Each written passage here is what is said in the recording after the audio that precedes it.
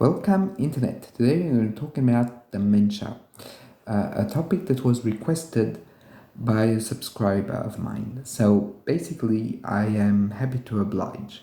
So what is dementia? Well, dementia is an umbrella term that includes many illnesses which all have certain traits in common, mainly memory loss, cognitive dysfunction, i.e. the people cannot concentrate anymore, cannot retain information or recall information. They might have issues with planification, strategizing, i.e. like getting things in the way to be able to get a certain result. They might have issues adapting. In a way, it's everything that has to do with cognition, memory, also at a certain level movement and coordination. At severe stages, people can, for example, stop talking, stop interacting.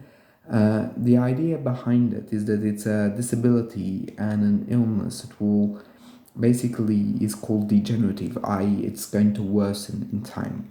There are medications that might help slow down the loss, but unfortunately there's nothing to stop it in the losing process. So dementia is basically an umbrella term that, in a way, a bit like psychosis, includes a lot of subcategories. So the main one is Alzheimer's, which represents between 60 and 70% of cases of dementia. But there's also prefrontal dementia, i.e. When the brain cells in the frontal lobe, which is basically everything that's to do with social regulations, controls, planifications, is basically hurt or harmed. You have vascular dementia, in which there's a clot in certain brain cells or certain aneurysms in the brain that basically create dementia. So you have a very wide net of pathologies. So how I'm going to deal with it in this video is that I'm not going to talk about every specific one, but rather basically what they have in common, i.e. the memory loss, how to take care of people who have dementia, and basically trying to work with this condition. So the first thing is that people who have dementia slowly lose their faculties. So they might have a form of anosognosia, i.e. they might not realize what is happening to them, or what we currently say they're in denial. But what is happening is the mind is not able to process what is happening. They're not able to understand that they're losing cognitive abilities, or not in a continuous manner. Like they might understand it at some point and then lose that comprehension of it. The idea is that fundamentally it's a path in which there is a lot of loss, and unfortunately, because the mind is starting to lose itself, grieving is very complicated, as basically in most cases what goes first is what is called short-term memory, i.e. it's the immediate memory that goes. For example, what we've done in the last 5 minutes. For example, it's not rare if you ask someone with dementia, what day are we? They might say a day at random, and then you tell them, no, let's say we're Tuesday, and they'll say, okay, we're Tuesday. 2 minutes later you ask, oh, what day are we already?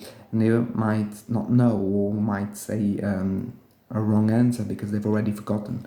So mainly dementia, the short memory is lost first. The older the memory, the longer it takes to get I can say erased. It's not the right word. I should say lost, because it's more like that. So the older the memory, the more weight it holds, and the longer it takes for the illness to erase that memory. So often it's not rare for people with dementia to, for example, recall things that happened 20, 30, 40, 50 years ago. In this case, what happens is that they often talk about something as if it were present, as if they were living the experience. In very, let's say, advanced cases, they might even start calling the caregivers father and mother. They might even sometimes seeing the children, they'll say, "Oh, dad, is that you?" or "Mum, is that you?" And then no longer able to recognize people that they have in their daily lives. At the very, very severe stage of the illness, they might not have been even able to talk or to express themselves. So they might further isolate. So, given the fact that it's a neurological disease, one might think that psychologists or psychotherapists have no role to play, as basically it's biological in nature, neurological in nature. Well, that's somehow something I disagree with. I think that we can try and help, and I'm gonna say try because we have to be very humble with this, because it's not quite a psychological condition, and not properly speaking, it has psychological effects, of course, but it isn't primarily a psychological issue.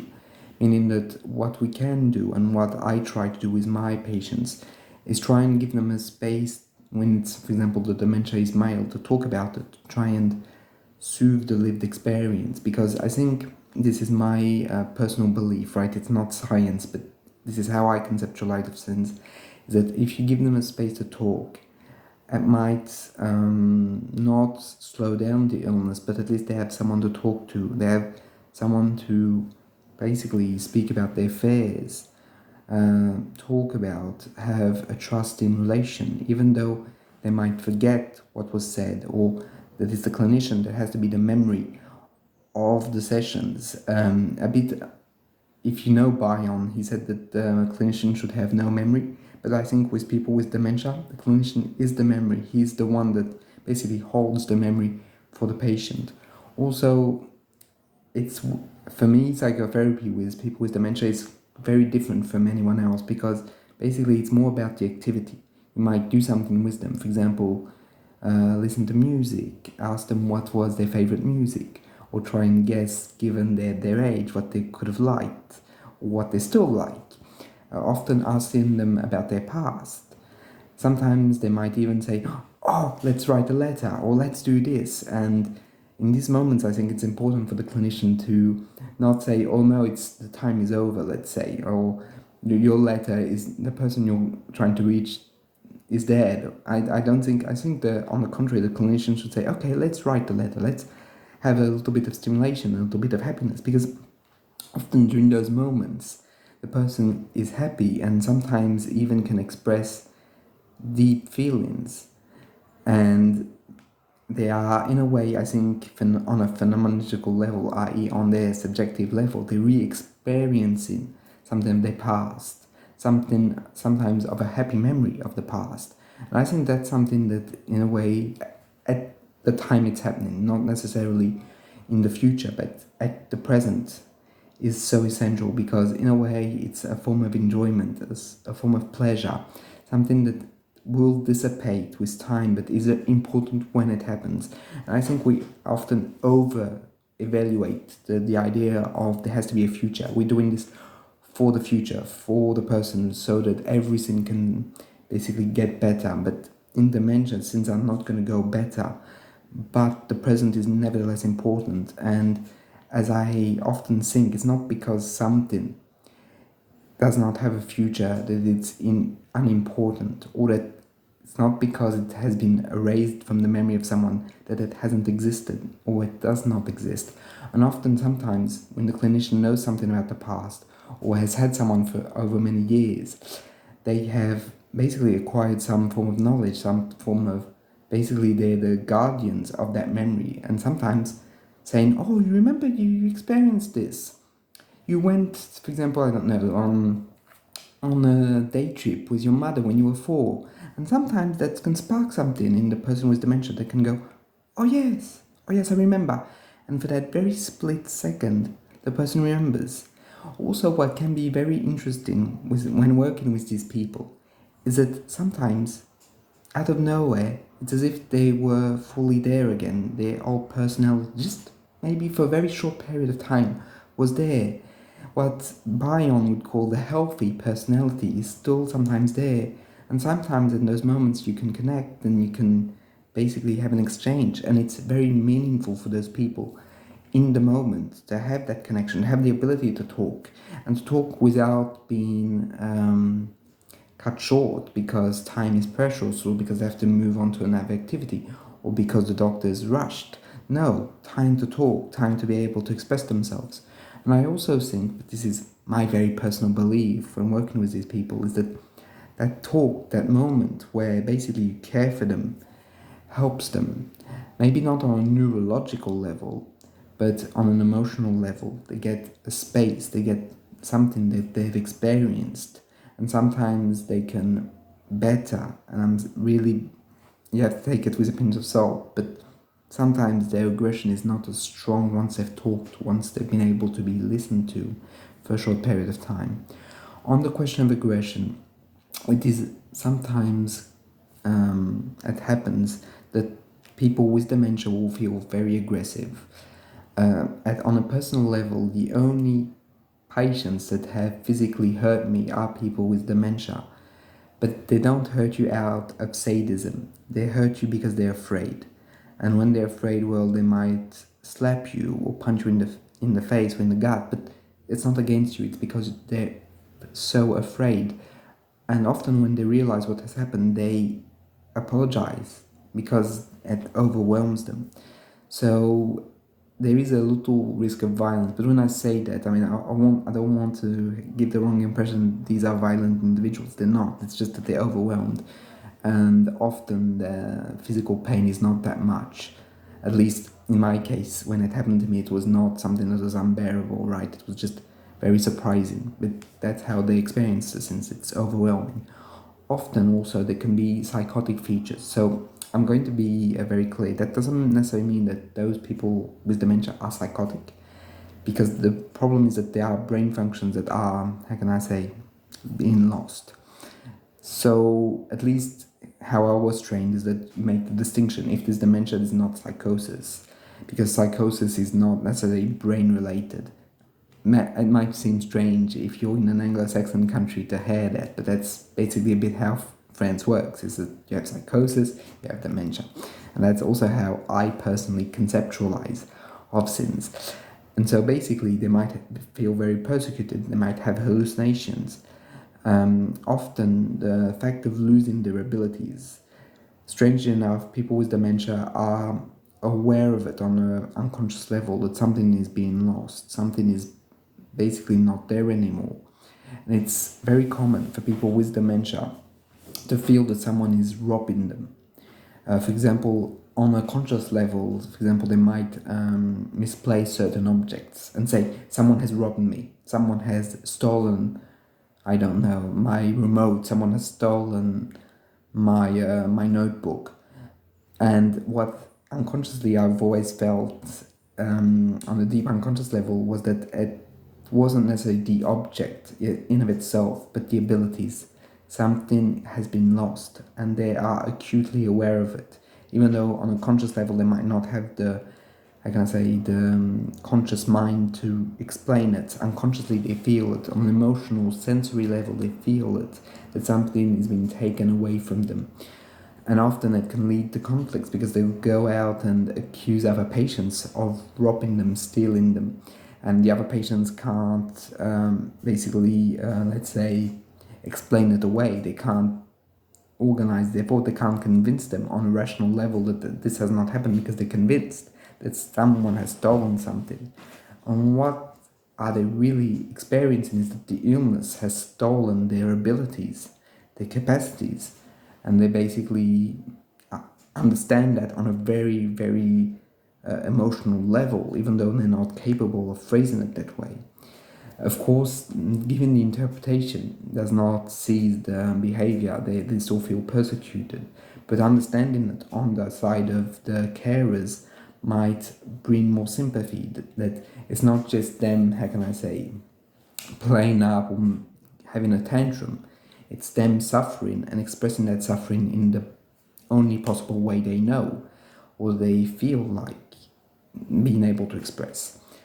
Also, I think that this is also important when working with these people, is that if you can get your hands on, not just you, but the whole team and the whole institution, on photographs, on diaries.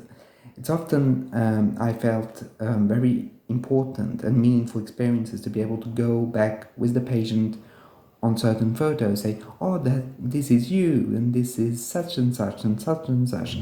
In that moment, the person basically recalls something, and the sense of personality might reconnect with something of the past. So I've always found that working with photographs and diaries very meaningful, very private, because basically it allows the person with dementia to try and reconnect parts of themselves that have been disconnected by the illness.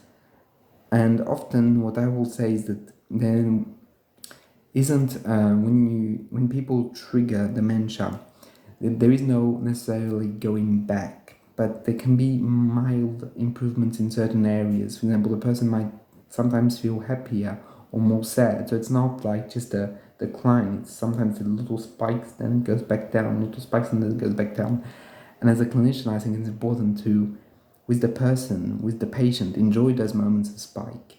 Even sometimes with the whole institution, with the co-workers, that something was there, and that's okay.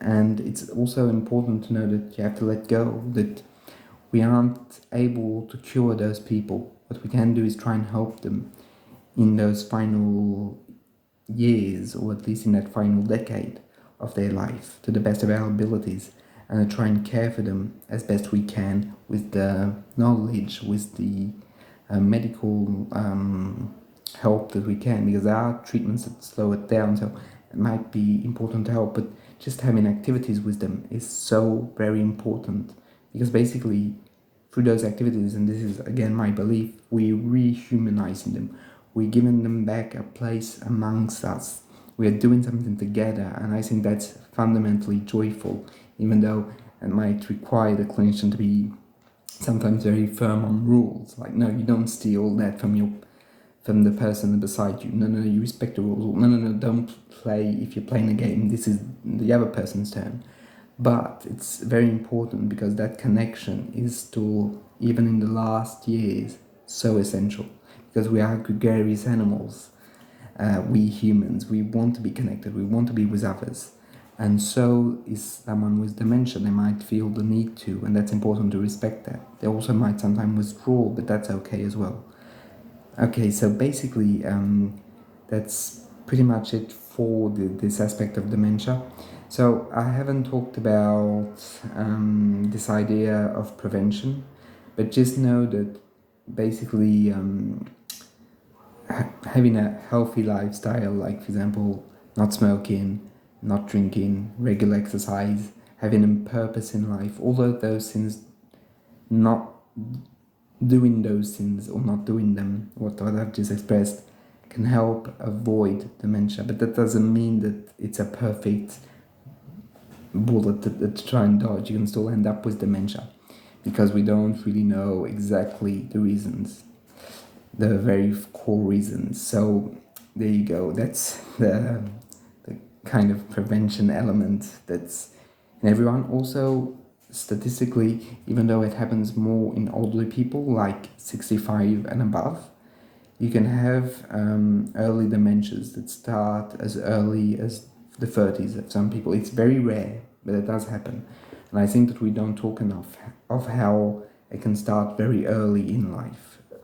Early, right? I mean, 30s is still into your life, but it's very early compared to what the common idea is. And I think it's important to say that it can happen at any age, basically.